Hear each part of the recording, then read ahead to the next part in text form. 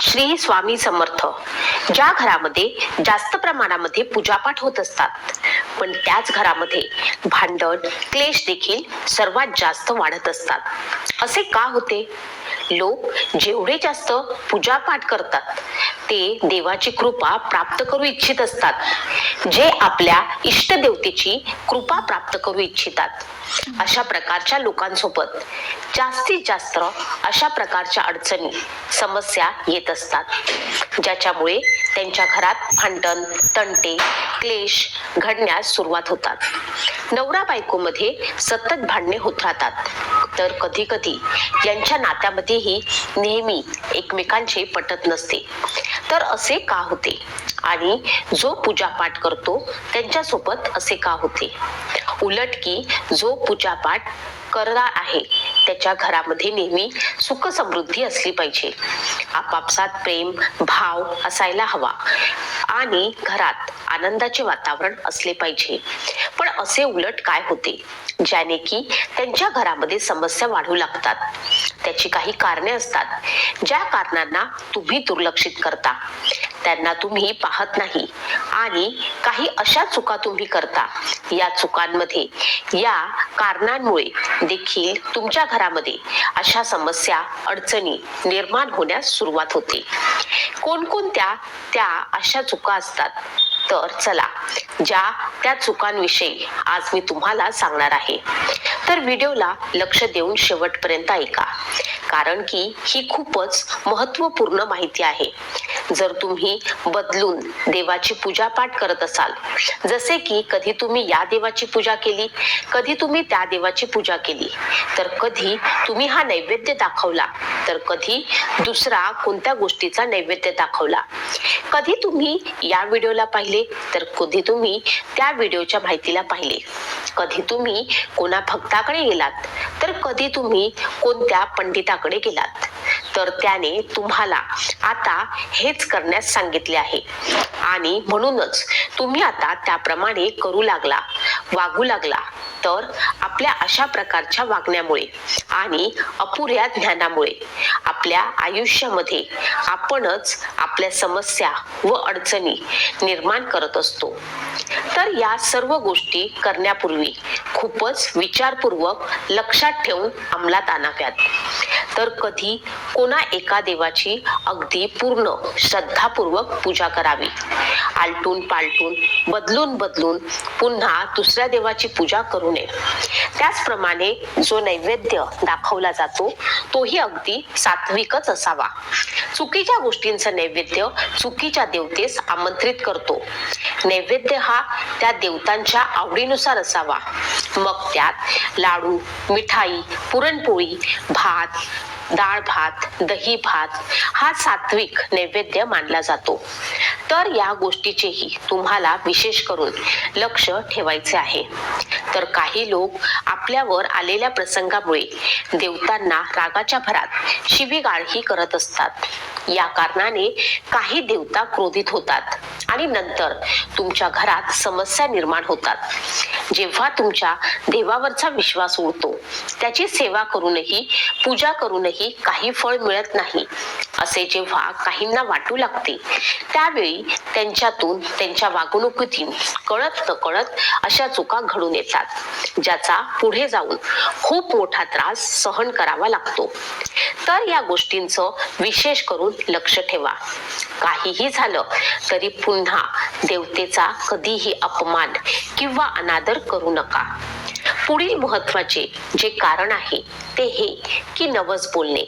जसे की काही लोक आपल्या कामाकरिता श्रद्धाभावानं कोणत्या तरी मंदिरात व कोणी देवतेस श्रद्धाभावाने नवस बोलतात, कबुली देतात.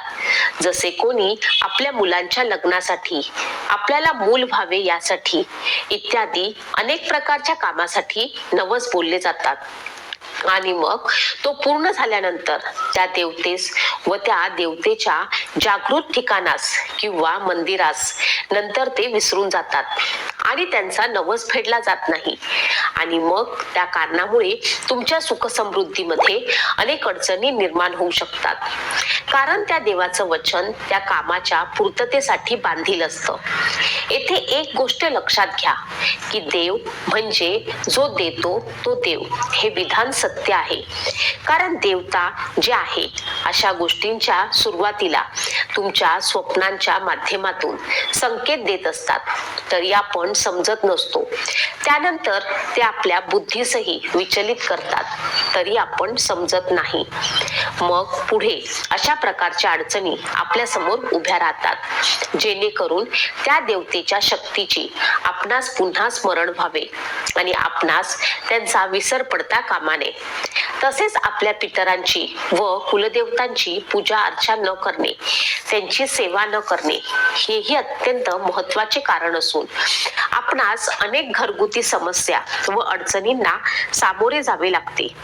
पुढील महत्वाचे कारण म्हणजे एकीकडे आपण खूप पूजापाठ करतो, देवधर्म करतो, उपवास करतो, तसेच देवाचे नामस्मरण करतो आणि दुसरीकडे आपण जर दुसऱ्या लोकांबद्दल वाईट चिंतन करत असू, त्यांची तुच्छता करत असू, दुसऱ्याचे वाईट हो असे मनात इच्छा धरत असो, तरी सुद्धा तुम्हाला तुमच्या पूजेचे फळ मिळणार नाही. तुम्ही कितीही देव देव करा, देवाची कृपा तुम्हाला प्राप्त होणार नाही. त्यामुळे जरी तुम्ही पूजा केली, रोज पूजा केली नाही आणि जर तुम्ही तुमच्या मनात लोकांविषयी चांगले मत असेल, तरी दुसऱ्याचे चांगले होऊ अशी इच्छा मनात बाळगत असाल, दुसऱ्याचे चांगले झाले की तुम्हाला आनंद होत असेल, तरी तुमच्या छोट्याशा का होईना पूजेने देवाची तुम्हाला प्राप्ती होईल. कितीही पूजापाठ करा, जर तुमचे मन स्वच्छ नसेल तर तुम्हाला तुमच्या पूजेचे फळ मिळणार नाही. तुम्ही जर तुमच्या घरात येणाऱ्या व्यक्तीचा आदर करत नसाल, तरी सुद्धा तुमच्यावरती देवाची कृपा होणार नाही. तुमच्या घरात येणारा प्रत्येक व्यक्ती हा तुमच्या घरातील पाणी पिल्याशिवाय जाऊ देऊ नका. त्यामुळे त्यांच्या मनात जे तुमच्याविषयी भावना तयार होते, ज्या सकारात्मक भावना असतात, त्यांचा जो आशीर्वाद असतो तो आपल्याला मिळतो आणि आपल्यावरती देवाची कृपा होते. तुम्ही जर तुमच्या घरात येणाऱ्या व्यक्तीचा अपमान करत असाल, त्यांच्या मनातील ज्या नकारात्मक भावना असतात त्या आपल्यापर्यंत पोहोचतात आणि मग तुम्ही कितीही देवदेव करा, कितीही पूजापाठ करा, तुम्हाला पूजेचे फळ मिळत नाही. पुढचे कारण म्हणजे जर तुम्ही खूप देवपूजा करत असाल, पूजापाठ करत असताना उपासना करता देवाची, आणि जर तुम्ही तुमच्या घरात अस्वच्छता ठेवत असाल, तरी सुद्धा तुम्हाला देवाची कृपा प्राप्त होणार नाही. लक्ष्मी तुमच्या घरात प्रवेश करणार नाही. आणि काही लोकांच्या घराबाहेर चपला असतात आणि या चपला देखील दरिद्रतेचे प्रतीक आहे. आपल्या घरातील चपला या कायम व्यवस्थित ठेवल्या पाहिजेत. त्या घराच्या समोर कधीही अस्ताव्यस्त असू नयेत. त्यामुळे सुद्धा लक्ष्मी घरात प्रवेश करत नाही आणि आपल्याला देवाची कृपा प्राप्त होत नाही. तुम्ही कितीही पूजापाठ केला आणि तुम्ही या बारीक सारीक गोष्टींकडे जर लक्ष दिलं नाही, तर तुम्हाला तुमच्या पूजेचे फळ हे मिळत नाही. कारण अस्वच्छता असते तिथे माता लक्ष्मी वास करत नाही. ज्या घरामध्ये अस्वच्छता आहे तिथे माता लक्ष्मी राहत नाही. ज्या घरामध्ये स्वच्छता आहे तिथे महालक्ष्मी माता वास करते. म्हणून या गोष्टींकडे तुम्ही लक्ष द्या. तसेच ज्या घरात अन्नपूर्ण मातेचा सन्मान केला जातो, त्या घरात लक्ष्मी मातेचा वास हा कायम राहतो. बऱ्याच घरांमध्ये शिळे अन्न जे कचऱ्यामध्ये टाकले जाते, त्यामुळे अन्नपूर्णा मातेचा अपमान होतो आणि अन्नपूर्णा मातेचा अपमान झाला तर लक्ष्मी मातेचाही अपमान होतो आणि अशा घरात लक्ष्मी कधीच प्रवेश करत नाही. त्यामुळे आपल्या घरात अन्न वाया जाणार नाही याची काळजी घ्या. जर तुमच्या घरात अन्न शिल्लक राहिले असेल तर ते एखाद्या कुत्र्याला किंवा गाईला खायला द्या, पण ते कचरा पेटीत टाकू नका. ज्या घरात अन्नपूर्णा मातेचा सन्मान केला जातो त्या घरात लक्ष्मी आपोआपच प्रवेश करते. मग तुम्ही कितीही पूजा करा, उपासना करा, तुम्ही जर तुमच्या घरात अन्न वाया घालवत असाल तरी सुद्धा तुम्हाला तुमच्या पूजेचं, उपासनेचं फळ मिळणार नाही. तुम्ही कधी या पंडिताकडे किंवा भक्ताकडे जा आणि कोणी काही सल्ला दिला, तुम्हाला कोणी कोणती सामग्री दिली असेल, तुम्हाला कोणी पंडित वा भक्ताने आपला हात तुमच्या डोक्यावरती ठेवला, तर अशाने काय होते, एक तर जेवढ्या आपण गोष्टी तुम्हाला तेथून प्राप्त होत असतात त्या सर्व अभिमंत्रित असतात आणि त्या गोष्टी, त्या वस्तू तुमची मदत अवश्य करतात.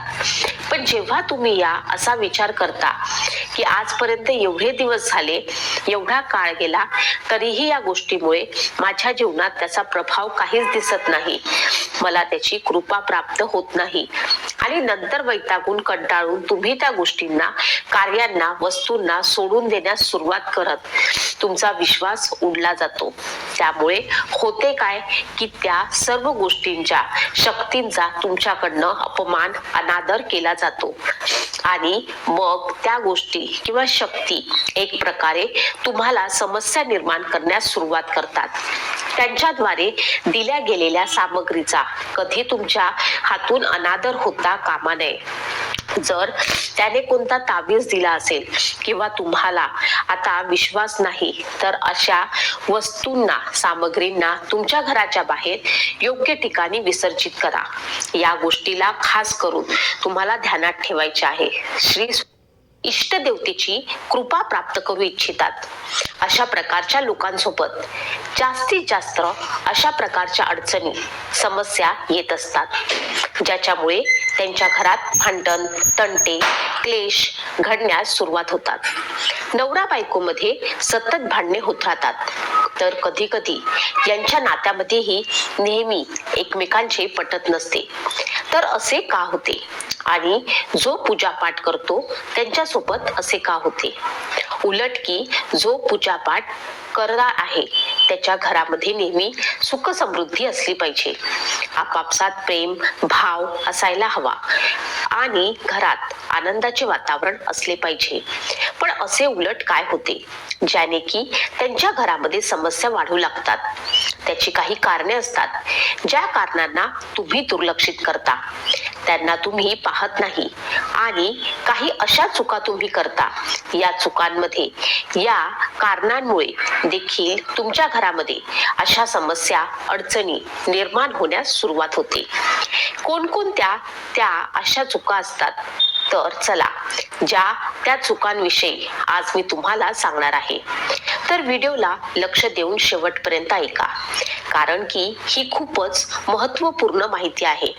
जर तुम्ही बदलून देवाची पूजा पाठ करत असाल, जसे की कधी तुम्ही या देवाची पूजा केली, कधी तुम्ही त्या देवाची पूजा केली, तर कधी तुम्ही हा नैवेद्य दाखवला, तर कधी दुसरा कोणत्या गोष्टीचा नैवेद्य दाखवला, कधी तुम्ही या व्हिडिओला पाहिले, तर कधी तुम्ही त्या व्हिडिओच्या माहितीला पाहिले, कधी तुम्ही कोणा भक्ताकडे गेलात, तर कधी तुम्ही कोणत्या पंडिताकडे गेलात, तर त्याने तुम्हाला आता हेच करण्यास सांगितले आहे आणि म्हणूनच तुम्ही आता त्याप्रमाणे करू लागला, वागू लागला.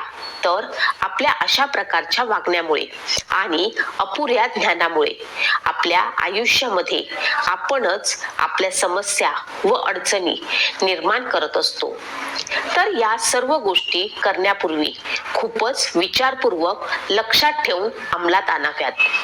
तर कधी कोणा एका देवाची अगदी पूर्ण श्रद्धापूर्वक पूजा करावी. आलटून पालटून, बदलून बदलून पुन्हा दुसऱ्या देवाची पूजा करू नये. त्याचप्रमाणे जो नैवेद्य दाखवला जातो तोही अगदी सात्विकच असावा. चुकीच्या गोष्टींचा नैवेद्य चुकीच्या देवतेस आमंत्रित करतो. नैवेद्य हा त्या देवतांच्या आवडीनुसार असावा. मग त्यात लाडू, मिठाई, पुरणपोळी, भात, डाळ भात, दही भात हा सात्विक नैवेद्य मानला जातो. तर या गोष्टीचेही तुम्हाला विशेष करून लक्ष ठेवायचे आहे. तर काही लोक आपल्यावर आलेल्या प्रसंगामुळे देवतांना रागाच्या भरात शिवीगाळही करत असतात. या कारणाने काही देवता क्रोधित होतात आणि नंतर तुमच्या घरात समस्या निर्माण होतात.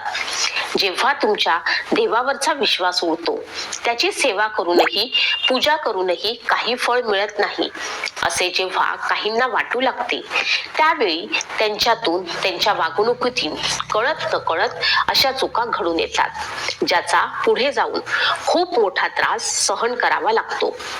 तर या गोष्टींचं विशेष करून लक्ष ठेवा. काहीही झालं तरी पुन्हा देवतेचा कधीही अपमान किंवा अनादर करू नका. पुढील महत्वाचे जे कारण आहे ते हे की नवस बोलणे. जसे की काही लोक आपल्या कामाकरिता श्रद्धाभावानं कोणत्या तरी मंदिरात व कोणी देवतेस श्रद्धाभावाने नवस बोलतात, कबुली देतात. जसे कोणी आपल्या मुलांच्या लग्नासाठी, आपल्याला मूल व्हावे यासाठी इत्यादी अनेक प्रकारच्या कामासाठी नवस बोलले जातात. आणि मग तो पूर्ण झाल्यानंतर त्या देवतेस व त्या देवतेच्या जागृत ठिकाणास किंवा मंदिरास नंतर ते विसरून जातात आणि त्यांचा नवस फेडला जात नाही. आणि मग त्या कारणामुळे तुमच्या सुख समृद्धीमध्ये अनेक अडचणी निर्माण होऊ शकतात. कारण त्या देवाचं वचन त्या कामाच्या पूर्ततेसाठी बांधील असतं. येथे एक गोष्ट लक्षात घ्या की देव म्हणजे जो देतो तो देव हे विधान सत्य आहे. कारण देवता जे आहे अशा गोष्टींच्या सुरुवातीला तुमच्या स्वप्नांच्या माध्यमातून संकेत देत असतात, तरी आपण समजत नसतो. त्यानंतर ते आपल्या बुद्धीसही विचलित करतात, तरी आपण समजत नाही. मग पुढे अशा प्रकारच्या अडचणी आपल्या समोर उभ्या राहतात, जेणेकरून त्या देवतेच्या शक्तीची आपणास पुन्हा स्मरण व्हावे आणि आपणास त्यांचा विसर पडता कामा नये. तसेच आपल्या पितरांची व कुलदेवतांची पूजा अर्चा न करणे, त्यांची सेवा न करणे हेही अत्यंत महत्वाचे कारण असून आपणास अनेक घरगुती समस्या व अडचणींना सामोरे जावे लागते. पुढील महत्वाचे कारण म्हणजे एकीकडे आपण खूप पूजापाठ करतो, देवधर्म करतो, उपवास करतो, तसेच देवाचे नामस्मरण करतो आणि दुसरीकडे आपण जर दुसऱ्या लोकांबद्दल वाईट चिंतन करत असू, त्यांची तुच्छता करत असू, दुसऱ्याचे वाईट हो असे मनात इच्छा धरत असू, तरी सुद्धा तुम्हाला तुमच्या पूजेचे फळ मिळणार नाही. तुम्ही कितीही देव देव करा, देवाची कृपा तुम्हाला प्राप्त होणार नाही. त्यामुळे जरी तुम्ही पूजा केली, रोज पूजा केली नाही आणि जर तुम्ही तुमच्या मनात लोकांविषयी चांगले मत असेल, तरी दुसऱ्याचे चांगले होऊ अशी इच्छा मनात बाळगत असाल, दुसऱ्याचे चांगले झाले की तुम्हाला आनंद होत असेल, तरी तुमच्या छोट्याशा का होईना पूजेने देवाची तुम्हाला प्राप्ती होईल. कितीही पूजापाठ करा, जर तुमचे मन स्वच्छ